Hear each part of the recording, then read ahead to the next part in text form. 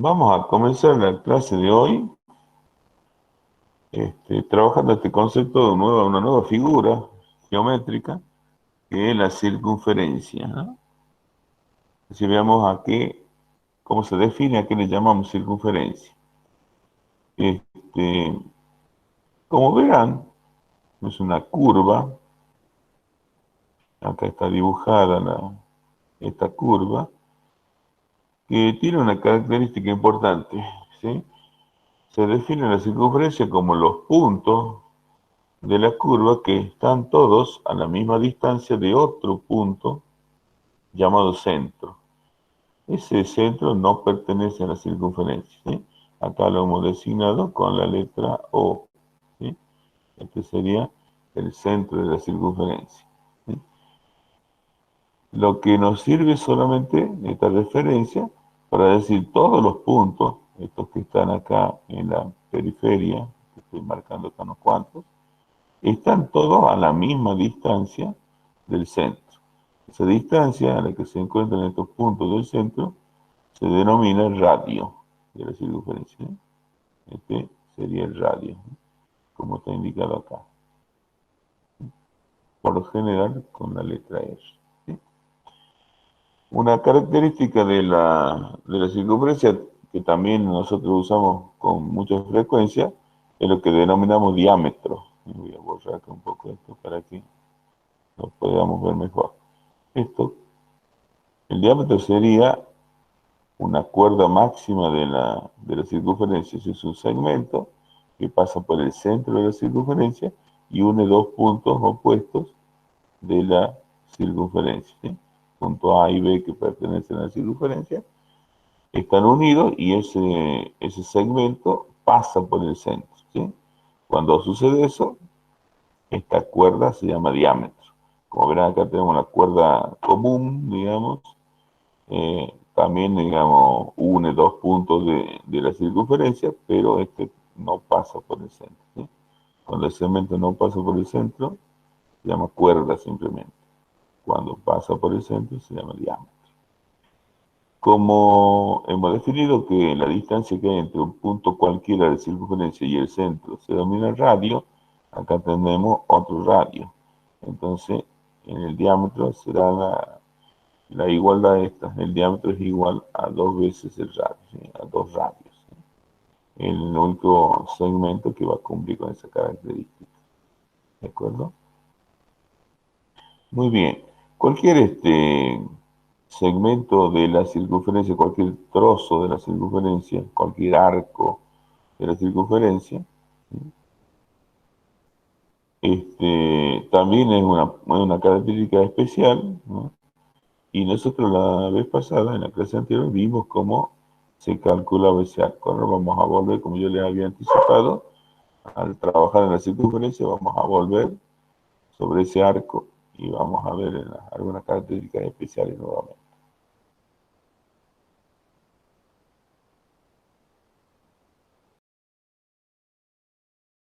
Interesante que lo veamos en este tema de geometría, sobre todo que tenemos que hacer la distinción, a veces se tiende a confundir uno con otro, ¿sí?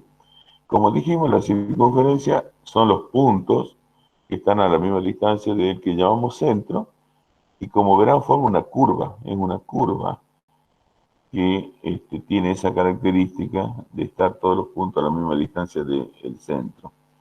Ahora, cuando yo me preocupo por el área que la circunferencia encierra, cuando me interesa a mí todos los puntos que están dentro de la circunferencia, entonces en la figura se llama círculo, ¿de acuerdo?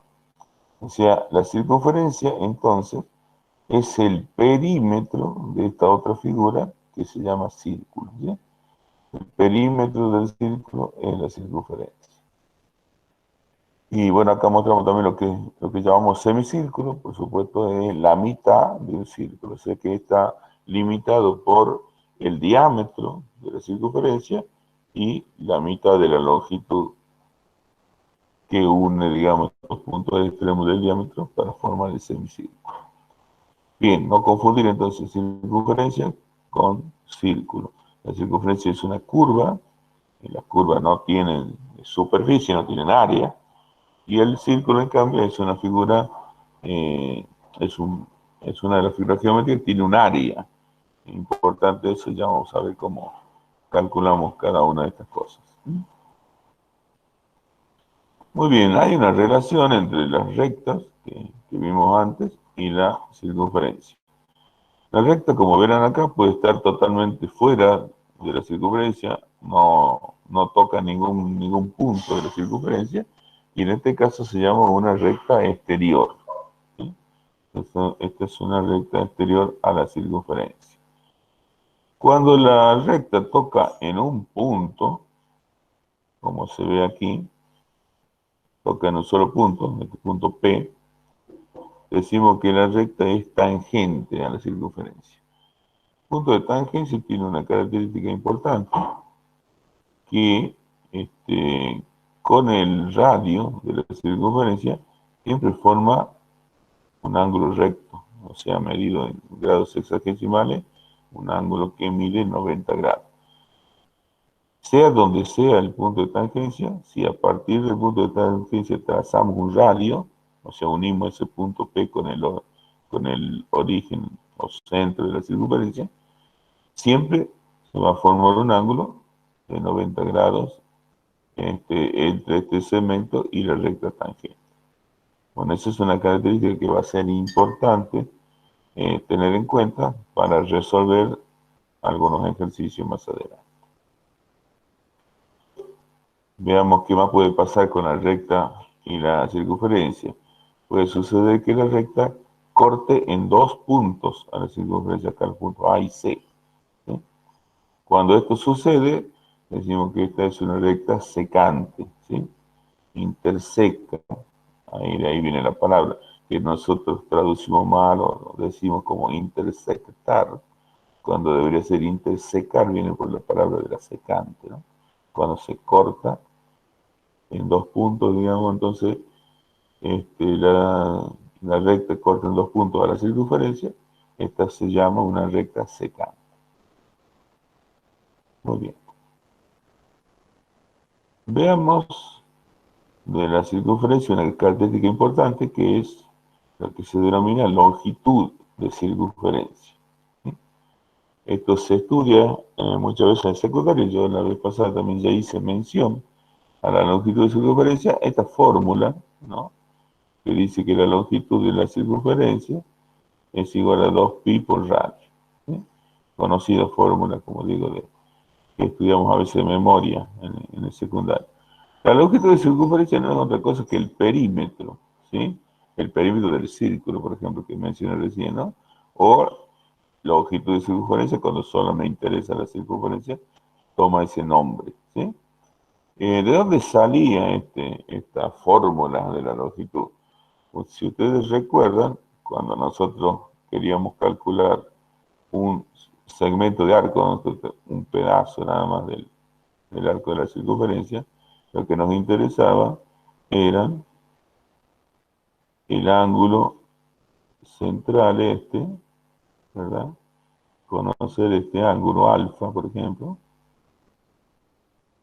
que tengo acá, y habíamos dicho que este arco S se calculaba como el ángulo puesto en radianes, alfa, multiplicado por el radio.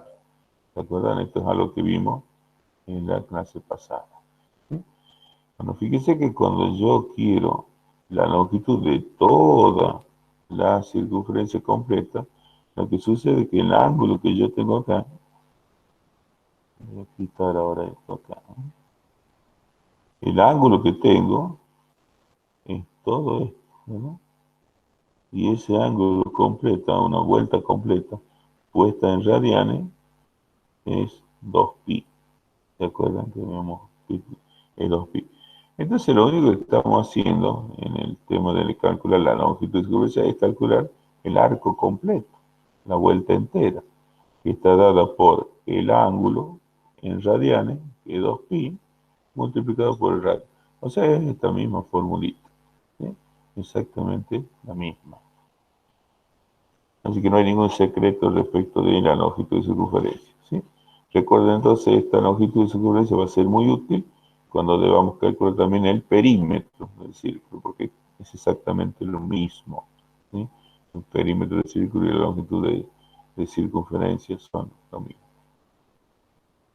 Muy bien. Veamos ahora los ángulos que se pueden trazar en la circunferencia. Ya habíamos hablado del ángulo central, alfa, tenemos acá. Se llama ángulo central porque el vértice de este ángulo coincide o se encuentra en el centro de la circunferencia, ¿sí? El vértice está acá. Llamamos ángulo inscripto a un ángulo que el vértice es un punto de la circunferencia, ¿sí? Y los lados se forman con segmentos que son secantes de la circunferencia hacia dos puntos diferentes de la misma, ¿no?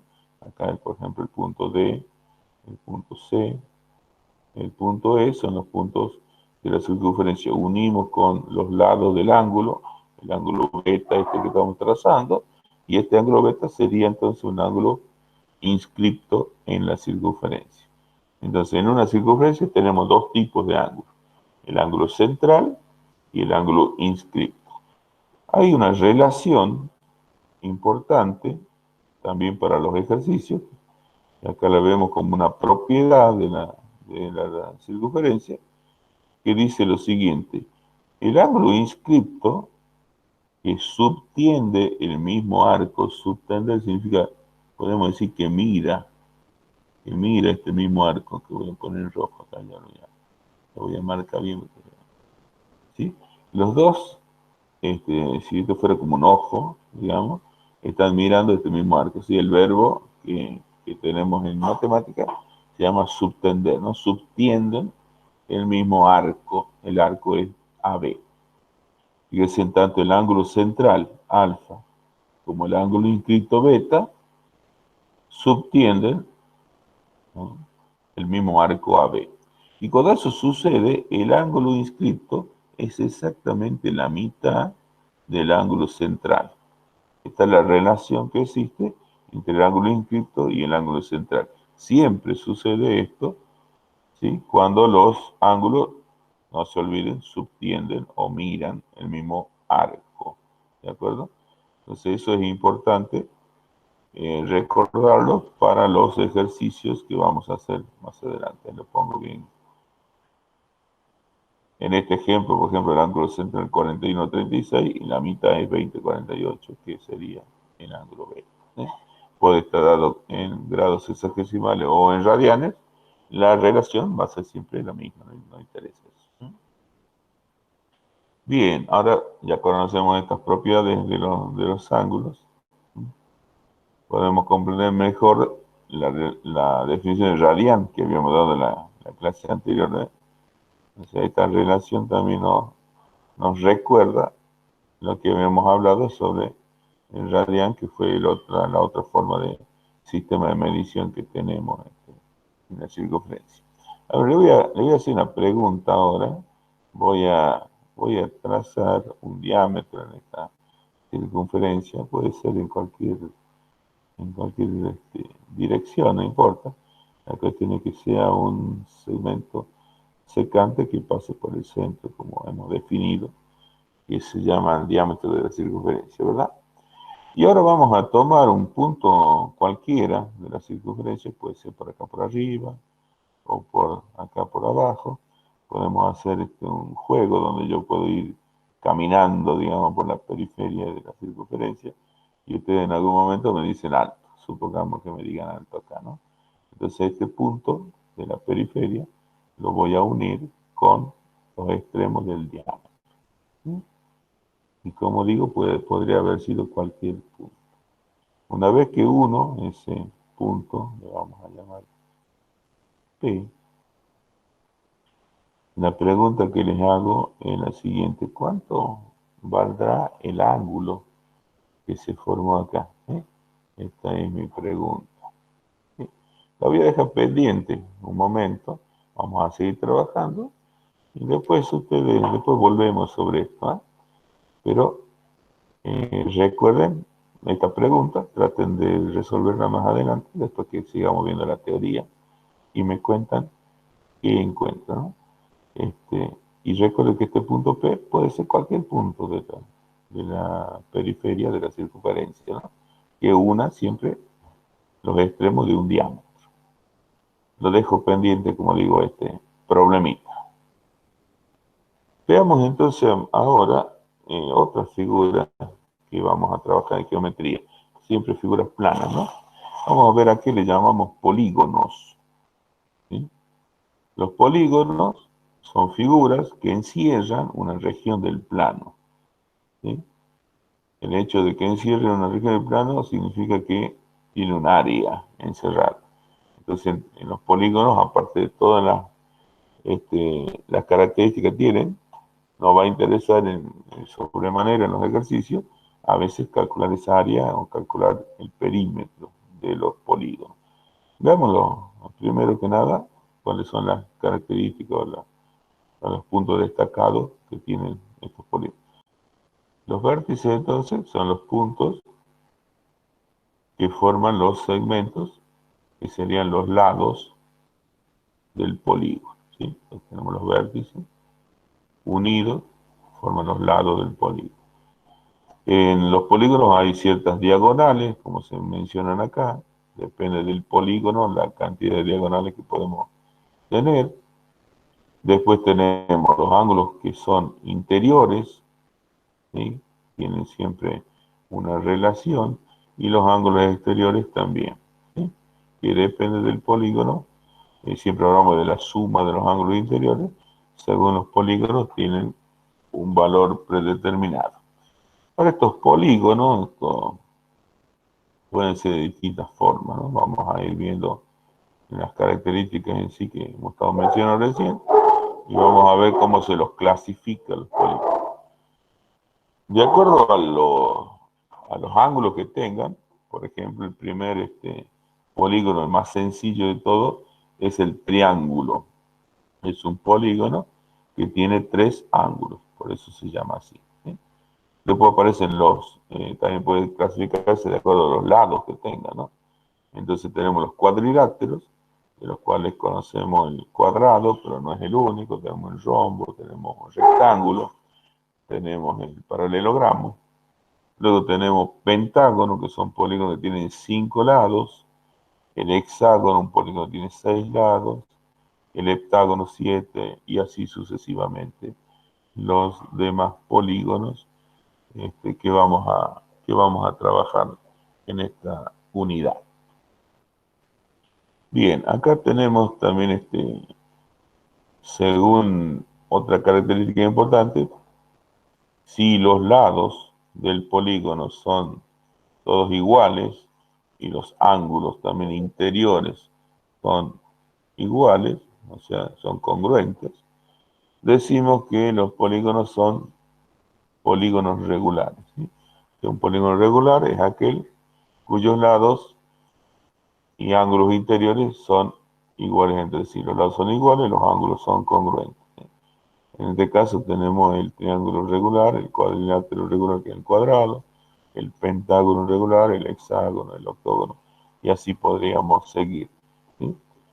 La característica importante, como digo, los lados son todos iguales, ¿no? Los ángulos son congruentes. En el caso del triángulo regular, es un triángulo equilátero. Los polígonos también pueden ser irregulares, como vemos acá.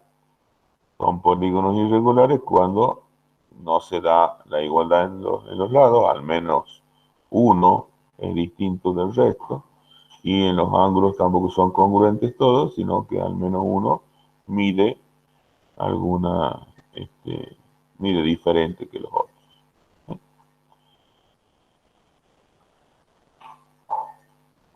Y como dije hace un momento, de los polígonos, lo más importante de lo que se suele realizar en los problemas, o tratar de resolver, son encontrar muchas veces el perímetro y el área de esos polígonos, ¿sí?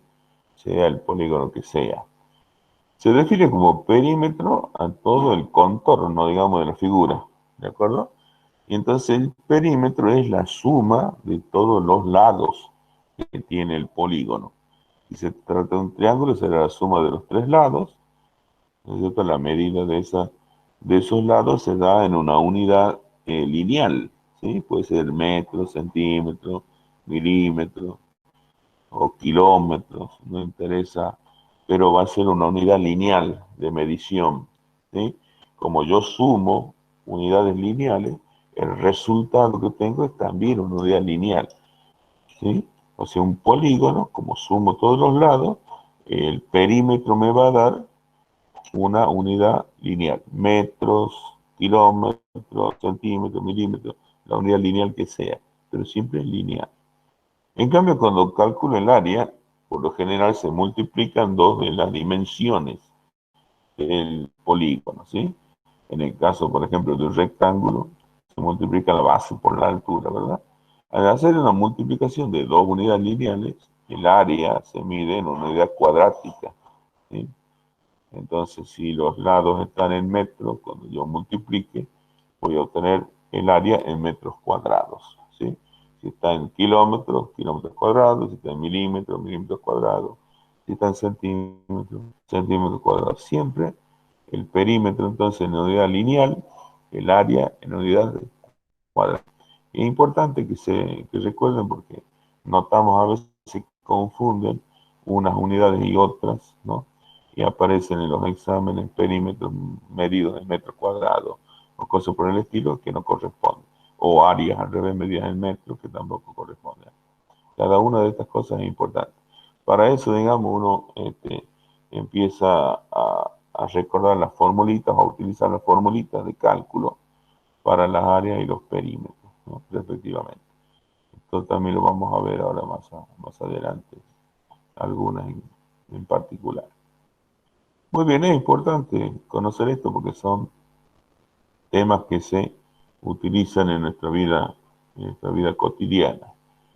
Y siempre necesitamos conocer, digamos, el área. Supongamos que tenemos que embaldosar un piso, tenemos que saber el área para comprar los cerámicos o el mosaico que queremos poner. O lo mismo si necesitamos pintar una habitación, tenemos que conocer el área de las paredes para saber la pintura que necesitamos, de acuerdo al rendimiento que tenga la pintura, y las manos que queramos dar a esa superficie, pero va a ser importante estos cálculos, ¿sí? Así que esto está muy relacionado con nuestra vida cotidiana, por eso es importante prestar atención y entender todo lo que se relaciona con los polígonos en la geometría. Bueno, el primero de los polígonos, el más simple, es el triángulo, ¿sí? Simple porque consta solamente de tres lados o tres ángulos, como decimos, por eso el nombre de triángulo, ¿sí? Como verán, tiene algunas características. Dice: la suma de los ángulos interiores de todo triángulo es 180 grados, ¿sí? La suma de los ángulos exteriores en todo triángulo suman 360 grados. Y no queremos depender del sistema de medición, podemos decir la suma de los ángulos interiores suma un llano, un ángulo llano. Y la suma de los ángulos exteriores suma dos ángulos llanos o una vuelta completa. Podríamos hablar de esa manera sin hacer referencia al sistema de medición de los ángulos, ¿no? Si fuera que medimos en el sistema radial, entonces la suma interior es pi y la suma de los ángulos exteriores es 2pi, ¿verdad? Bueno, hay un ejercicio para demostrar que la suma de los ángulos interiores es 180 grados. Vamos a tratar de verlo más adelante en la parte de ejercitación. Acá hay un ejemplo donde se ve, digamos, esto que se acaba de decir. Muy bien, los ángulos en función de la longitud de sus lados se clasifican en tres tipos. Pueden ser isósceles, estos son triángulos que tienen dos lados iguales. Pueden ser escalenos, triángulos que tienen todos los lados son diferentes. Y como dijimos, el triángulo equilátero que tiene los tres lados iguales. ¿Sí? Entonces, son los tres tipos de triángulos que ustedes también ya deben haber estudiado en la secundaria. Si lo clasificamos teniendo en cuenta los ángulos, pueden ser triángulos acutángulos, todos los ángulos son agudos, los ángulos interiores. Triángulo rectángulo, existe en este triángulo un ángulo recto, o sea, un ángulo que mide 90 grados. Y el triángulo obtusángulo, que es un triángulo que tiene un ángulo obtuso. Recuerden que un ángulo obtuso era un ángulo mayor a 90 grados.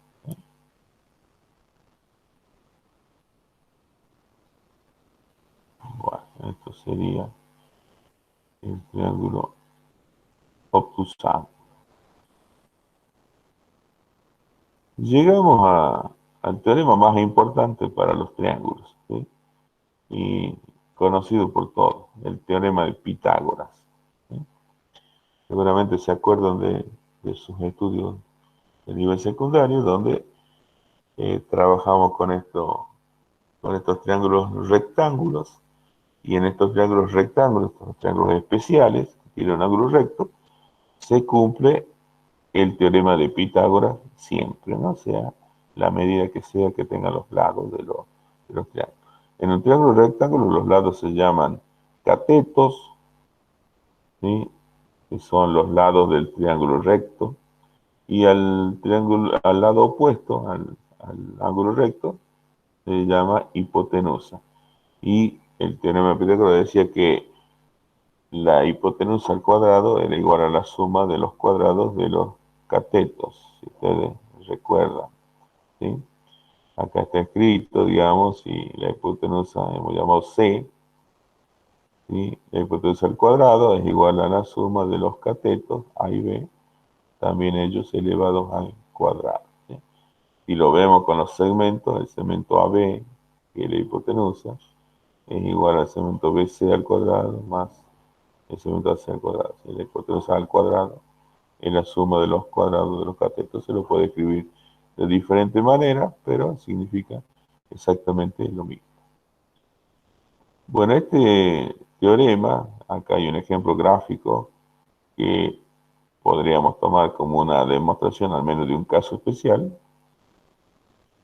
donde vemos que en realidad lo que el teorema de Pitágoras está diciendo es que las áreas de los cuadrados que yo puedo formar con los lados de este triángulo rectángulo, cuando yo sumo las áreas de esos cuadrados hechos con los catetos, obtengo exactamente el área del cuadrado hecho con la hipotenusa como lado, que es lo que se muestra acá.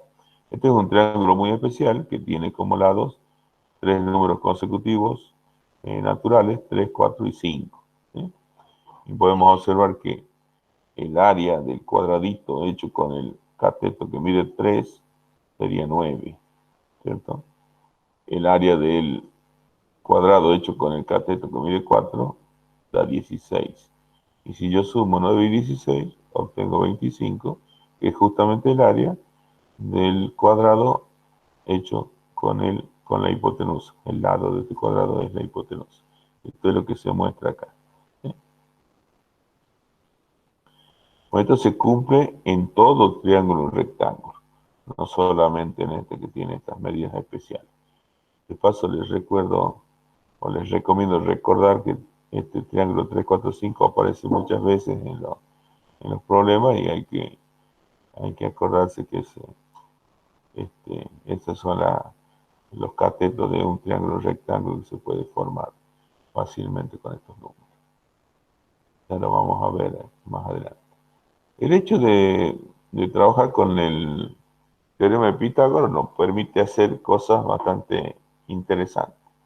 Por ejemplo, si yo quiero conocer la altura de la Torre Eiffel, no necesito subirme a la punta de la torre y poner ahí una cinta métrica bastante alta, bastante larga, por supuesto, y tirarla hasta el piso y que caiga justamente vertical, sino que, bueno, que es bastante difícil, sino que puedo medir la sombra, ¿sí? de la torre. Y conociendo esto, ¿no es cierto?, es posible determinar la altura o la hipotenusa del triángulo rectángulo que aquí se forma. Acá me dan la altura y me permite calcular la hipotenusa. Pero si no la supiera con este sistema de la sombra y midiendo la sombra de una persona, por ejemplo, en el mismo momento, se podría calcular fácilmente la altura de la torre haciendo una comparación entre la sombra de la persona y la sombra de la torre, porque la altura de la persona va a ser también proporcional, en la misma proporción que las sombras, a la altura de la torre Eiffel. Eso se llama semejanza de triángulos y es un tema que se ve también más adelante. Bueno, este es un ejemplo donde, usando el teorema de Pitágoras, se calcula esta hipotenusa de este triángulo rectángulo, que lo que hacemos es ver la altura esta. Y acá tenemos entonces el triángulo rectángulo del cual habla este ejercicio. ¿De acuerdo? Esto es lo que se muestra como ejemplo. Muy bien, algunas características de algunos segmentos importantes en los triángulos son lo que vamos a ver ahora. La altura, la mediatriz, la bisectriz de un triángulo son las que nos interesan, ¿sí? En realidad, en un triángulo, cada una de estos segmentos se multiplican por 3. Tenemos en todo triángulo 3 alturas, 3 medianas, 3 mediatrices, 3 bisectrices. Porque cualquiera de los lados del triángulo puede ser utilizado como referencia, ¿no? Eso puede ser, por ejemplo, uno de los lados lo puede usar como base y a partir de esa base definir, por ejemplo, la altura. La altura de un segmento, entonces, de un triángulo, perdón, es un segmento perpendicular a uno de los lados y que pasa por el vértice opuesto, como se ve en estos dibujitos, ¿sí? La característica entonces de la altura es que es un segmento perpendicular al lado que estamos tomando como base del triángulo y que pasa por el vértice opuesto, sí o sí, ¿sí? En algunos triángulos que no sean acutángulos como estos, por ejemplo, si yo tengo, vamos a dibujar acá un triángulo obtusángulo, que tiene un ángulo obtuso, y que se note que en este caso la altura, ¿sí?, no va a caer exactamente, voy a tener que prolongar el lado para ver la altura.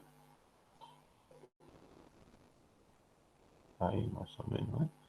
Entonces, siempre tiene que ser perpendicular al lado, pero acá, si yo quiero trazar la perpendicular, no va a pasar por el vértice opuesto como es la definición de altura, ¿sí?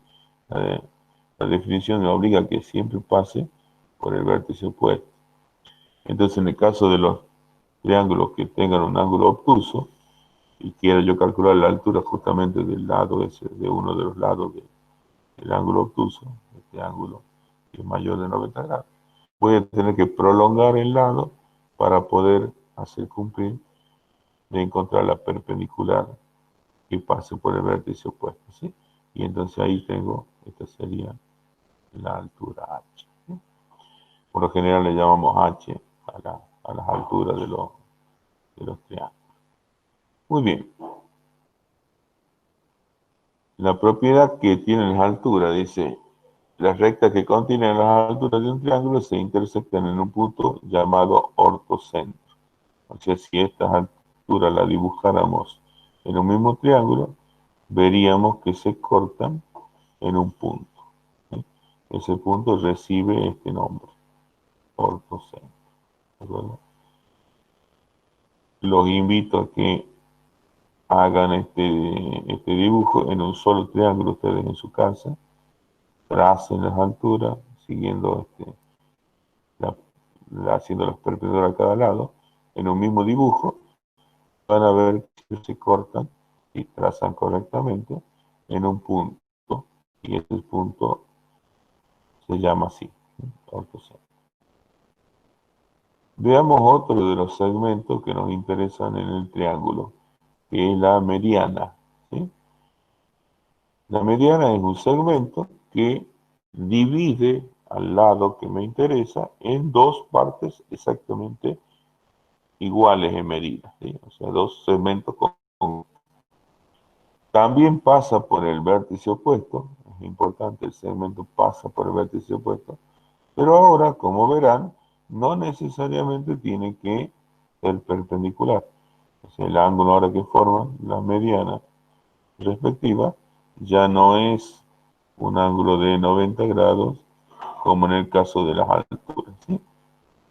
Pero si bien las alturas me garantizaban que el ángulo de 90 grados, no me garantizaban que cada uno de los segmentos en que se divide el lado sean congruentes. En cambio, la mediana sí. La mediana me asegura que una vez que yo trazo, justamente he dividido en dos partes iguales al segmento sobre el que estoy trazando la mediana.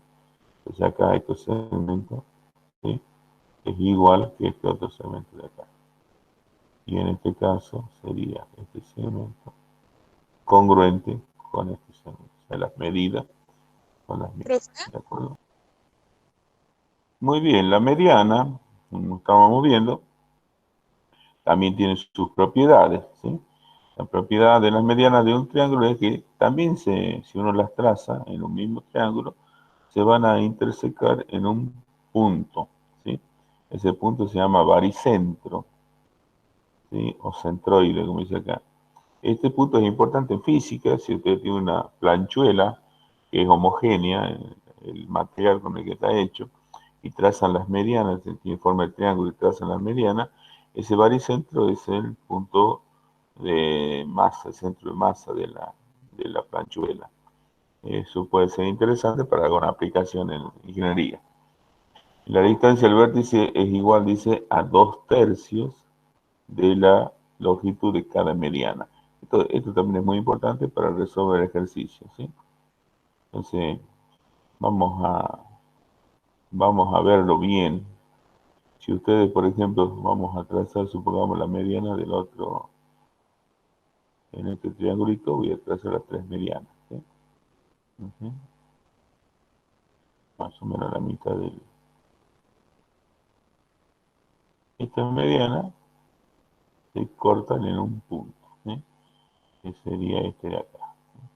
Si uno las traza bien, bueno, este punto va a salir perfecto. Y ahora lo que dice, lo que está diciendo la propiedad es lo siguiente. Si yo conozco la longitud de la mediana, vamos a tomar esta mediana que está en celeste, yo conozco la longitud desde este punto de corte hasta la base, ¿sí?, y desde este punto entonces también hasta el vértice, tengo distancias predefinidas, ¿sí? Esto dice que es exactamente 2/3 del tamaño de la mediana, ¿sí? 2/3 de toda esta longitud, ¿no? O sea, toda esta longitud supongo que es M, ¿sí? Entonces esto es 2/3 de M. A veces sale mejor si uno le pone números a esto. Supongamos que la mediana midiera 9 centímetros, ¿sí? Entonces yo tendría que desde el centro de donde se corta, desde el baricentro, hacia la base de la mediana, el punto de corte con el lado, tiene 2/3 de 9 centímetros. La longitud total fuera 9. 2/3 de 9, puedo simplificar 9 con el 3, queda 3 por 2, 6. Serían 6 centímetros, ¿no? Eso es, y 1/3 quedaría hacia arriba, ¿sí? Así que es importante eso. Perdón, acá esto sería 1/3, perdón. Y esta parte sería 2/3, porque hasta el vértice es 2/3. Esto sería 6, esto sería 3, si esto fuera 9 centímetros, por ejemplo. yo estaba poniendo al revés recién ahí, así que hay que tener cuidado con esto. Entonces, la longitud que hay, o sea, la distancia que hay entre el vértice y la base de la mediana, es 2/3 de la longitud total de la mediana. Es importante tenerlo en cuenta para resolver algún ejercicio en algún momento. Bueno, sigamos con las otras, con los otros segmentos interesantes, ¿sí? Tenemos ahora la mediatriz, ¿sí? La mediatriz divide también al lado que me interesa en dos partes congruentes. Es perpendicular al lado, pero como verán ahora ya no necesariamente pasa por el vértice opuesto, ¿sí? O sea, acá se respeta las dos características de la altura y la mediana, ¿no? Que forma 90 grados y según la mediana que corta al lado en dos partes congruentes. Pero no es necesariamente eh, va a pasar este segmento por el vértice opuesto. También hay tres mediatrices y también se van a cortar estas mediatrices en un punto, ¿sí? Eso se llama circuncentro, ¿sí? El punto importante, porque el punto donde se corta me permite a mí, dice que este punto, si ustedes se fijan acá, equidista de los vértices, ¿sí? O sea, quiere decir que está a la misma distancia donde se cortan de cada uno de los vértices del triángulo. Sea como sea el triángulo, las mediatrices se cortan en un punto que equidista de los vértices. Que esté a la misma distancia de los vértices significa que si yo tomo ese vértice como centro de una circunferencia, pongo el compás ahí, voy a poder trazar una circunferencia que va a tocar exactamente a cada uno de los vértices. O sea, la circunferencia va a quedar circunscrita al triángulo, o sea, va a estar por fuera. Y por eso se llama circuncentro, ¿sí? Porque se puede tomar como centro de una circunferencia que queda, cuya en el interior de esa circunferencia queda el triángulo, ¿sí? El triángulo queda inscripto, la circunferencia es circunscripta. De nuevo, yo invito a que ustedes lo hagan a esto con un triángulo cualquiera, cualquier forma que tenga el triángulo, tracen las mediatrices y van a encontrar que sucede esto, ¿no? Y es lindo descubrirlo, redescubrirlo uno haciendo el dibujo. Así que es una invitación que los aliento a realizar. Con la bisectriz, que ya vimos en la clase anterior con la bisectriz de un ángulo, en el caso del triángulo hay tres ángulos y por lo tanto hay tres bisectrices. Yo ya les expliqué cómo se las traza, así que pueden hacer el trazado perfectamente. En la bisectriz, ya saben, divide al ángulo en dos ángulos congruentes, que son exactamente la mitad del ángulo original. Miden exactamente la mitad.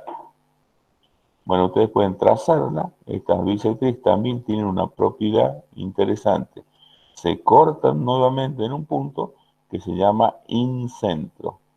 Ese punto equidista de los lados del triángulo. Por lo tanto, ustedes si usan un compás, poniendo en la punta del compás en el incentro, ese punto de corte de las bisectrices, van a poder trazar un círculo inscripto en el triángulo, ¿sí? Como está a la misma distancia de los lados, entonces ese va a ser el radio de la circunferencia inscripta o del círculo inscripto, si quiere que sea un área lo que están buscando. Esta también lo invito a realizarlo. Hagan los triángulos, dibujen los triángulos que quieran y en ese triángulo marquen en un mismo triángulo las tres bisectrices. Vean dónde se corta y con un compás van a poder hacer los trazos. Recuerden entonces la circunferencia circunscripta en el caso de la intersección de las mediatrices y la circunferencia inscripta en el caso de la intersección de las bisectrices. Para recordarlo y acordarse fácilmente, las que terminan en tris, mediatriz o bisectriz, dan lugar, el punto de corte de las tres, dan lugar a las circunferencias estas, inscriptas y circunscritas en un triángulo. Bueno, esto hasta acá era lo previsto en la clase de hoy. Yo voy a volver sobre la figura que había trazado y había hecho la pregunta mientras estábamos en la teoría. de cuánto medía el triángulo, ¿sí? Sea donde sea que uno lo trace, ¿no? Porque eso también era importante. Si yo, por ejemplo, tomo un punto en cualquier otra parte, vos podés tomar aquí abajo, por ejemplo, y trazo un triángulo que vaya siempre, va del punto que me interesa de la periferia hacia uno de los extremos del diámetro, ¿sí? Y aquí nuevamente quiero saber el arco este cuánto vale, ¿sí? Este aquí. Bueno, una de las alumnas me respondió y yo le contesté preguntando, cuando uno responde algo, debe justificar por qué dice lo que dice, ¿no? Entonces vamos a ver cómo podríamos verlo bien a esto y cómo podríamos además justificarlo. Vamos, lo tracemos de vuelta, ¿sí? Lo vamos a poner más horizontal ahora para que sea más simple.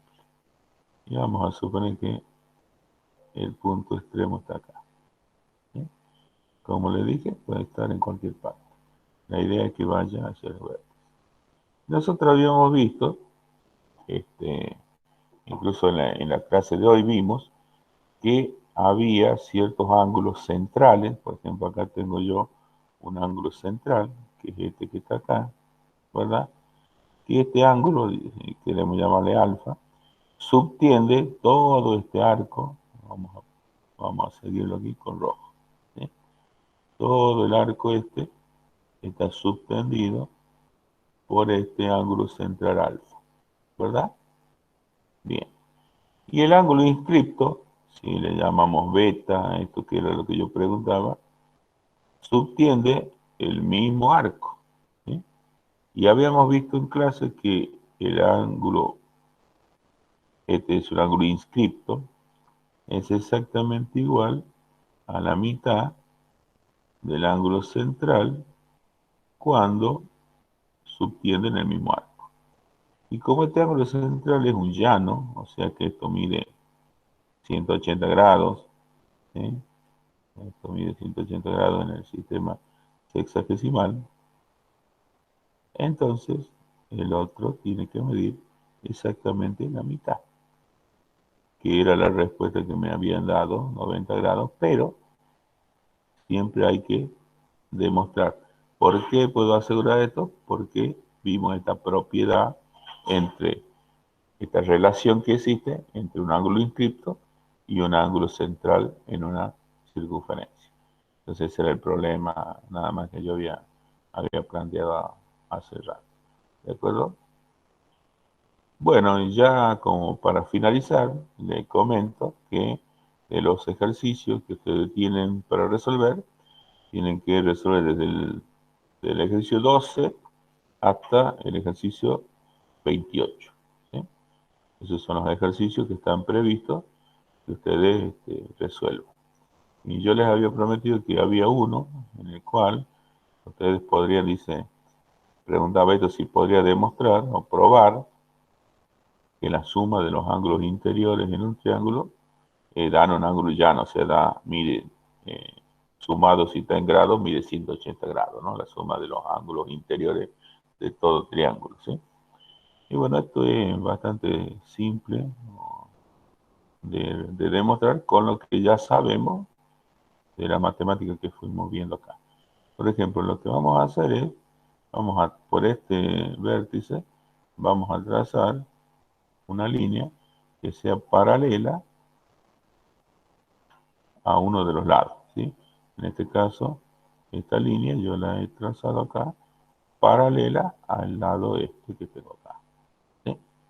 Y si ahora yo prolongo un poco estos lados, vamos a hacer una prolongación, este también lo vamos a prolongar un poco, ¿sí? Fíjense lo que ocurre, esto que habíamos visto. Tengo dos paralelas cortadas por una transversal. Supongamos, le podemos poner incluso un color. Vamos a suponer la transversal esta la vamos a hacer verde, ¿sí? Así quede mejor todavía. Y la otra la vamos a dejar de color rojo, ¿sí?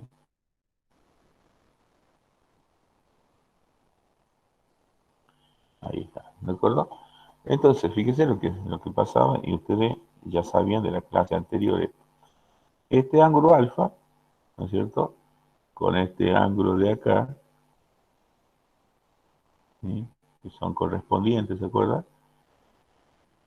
Son congruentes. O sea que este es alfa.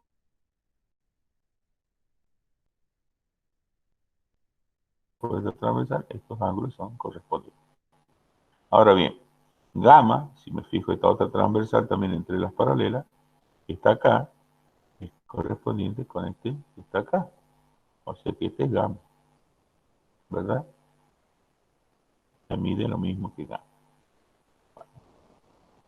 Ahí, supongamos gamma. Y acá tengo beta, que es opuesto con el vértice, con este que está acá. O sea que esto es beta. ¿De acuerdo?